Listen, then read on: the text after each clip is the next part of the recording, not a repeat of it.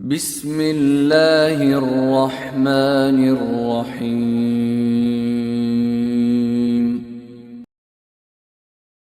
وقال الشيطان لما قضي الأمر إن الله وعدكم وعد الحق ووعدتكم فأخلفتكم وما كان لي عليكم من سلطان إلا أن دعوتكم فاستجبتم لي فلا تلوموني ولوموا